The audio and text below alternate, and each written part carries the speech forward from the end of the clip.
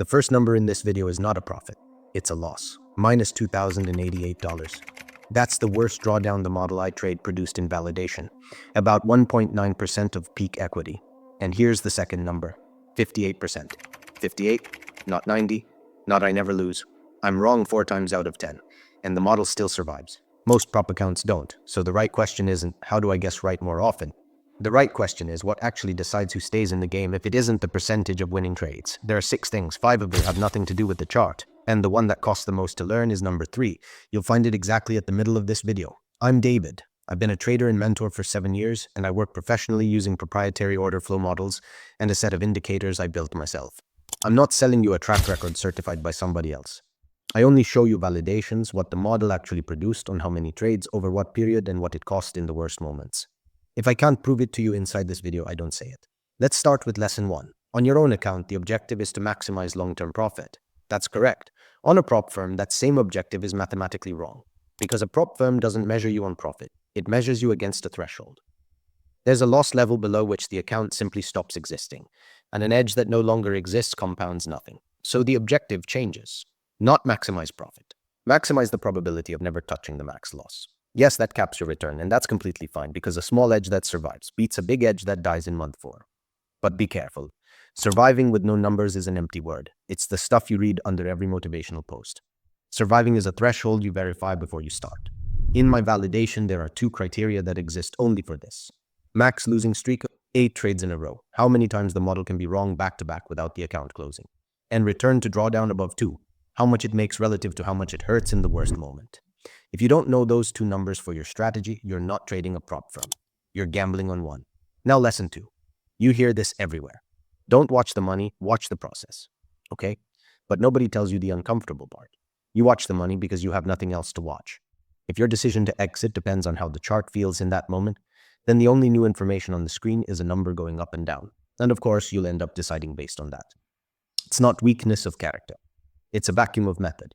The process only becomes watchable if it exists before the open. Concretely, for me, pre-market research isn't a ritual. It's a document.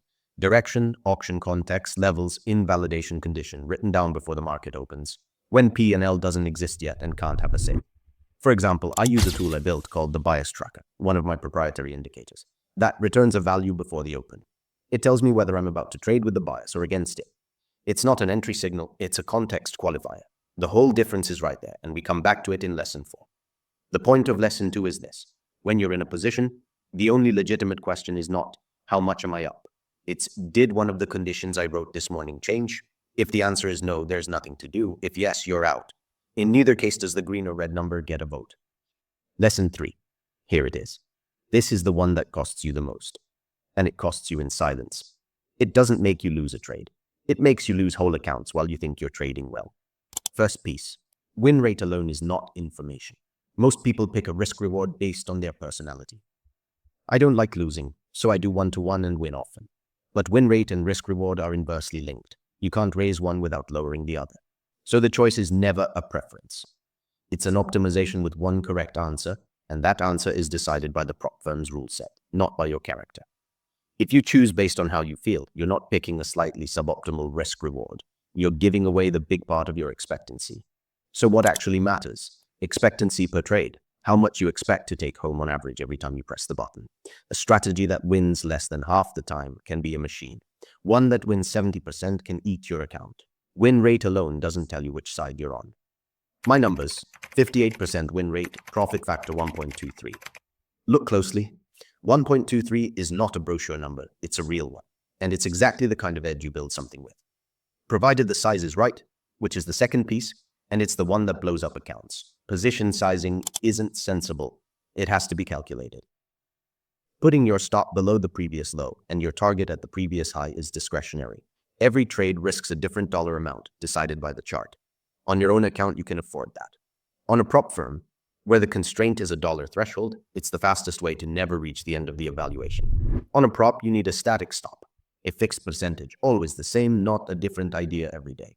And the percentage, you don't choose it, you derive it. The evaluation gives you a profit target and a max loss. That ratio is already your risk reward. You just ask, how many losses in a row must the account absorb? The size comes out of that, not before. And this is where the simulation kills the illusions. If you risk too much per trade, 8 losses in a row closes the account. And 8 in a row with a win rate like mine, 58%, is not a rare event.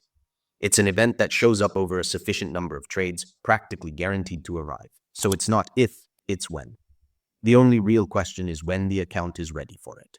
And even there, in my validation, the max risk per trade stays under 2% of capital, and the max drawdown weighs about 1.9% of peak equity. Not because I'm cautious by nature, but because that's the number that absorbs the worst losing streak the strategy has ever produced, plus a small margin. If you're thinking, okay, but I don't have these numbers for my strategy, that's normal. And it's exactly the reason, and exactly the work I do with people who join my semi-automatic order flow models. Research done, validation done, size derived from the props rules and not from instinct. First link in the description. And it's the only time I'll say it in the whole video. Now let's go to lesson 4. Staying flat is an operational decision, not the absence of a decision. You're saying today the conditions aren't there, so I don't pay to be present. The problem is that don't force the trade, said like that, does nothing. It's a nice intention. It becomes a rule only when the no is defined in advance, with a criterion that doesn't depend on how you feel at 10:35 in the morning. My criterion is concordance. The bias tracker returns a value. If the value is neutral, or if it disagrees with what price is actually doing, the session is closed. It's not a judgment, it's a filter. And here's the counterintuitive part on prop firms. On your own account, a mediocre trade costs you its expected result. On a prop, that same mediocre trade consumes drawdown space you're buying with nothing. It moves you closer to the threshold without paying you. It's the worst transaction there is. There are 252 sessions in a year. The next setup arrives. The trades you don't take protect the money made by the trades you did. It's exactly the same work done in reverse. Lesson 5. And here I go against half of what you hear on this topic. I don't believe in trading psychology as a subject of its own. I believe in a single measurable quantity, the distance between what the plan says and what you did. Tilt, revenge, FOMO, overtrading, those aren't different emotional states. They're the exact same event. You deviated. And deviation has a cost you can calculate, and if it's measurable, then you reduce it by reducing the surface you can deviate on. That's literally why the semi-automatic work exists. The order flow tool reads the trace institutions leave every time they buy or sell, and does about 90% of the read. The trader completes the last 10%, roughly 30 minutes a day. That 90% isn't convenience. It's 90% of the decisions where you can no longer be emotional. That's why I decided to semi-automate all my models. So my execution is guaranteed by data, not by my emotions. 90% order flow tool and semi-automatic models, 10% human decision. Let's go to lesson 6, the last one. I put it last because it's the least spectacular, but let's fix one thing first. The log is not a diary. Today I was nervous, today I was sharp.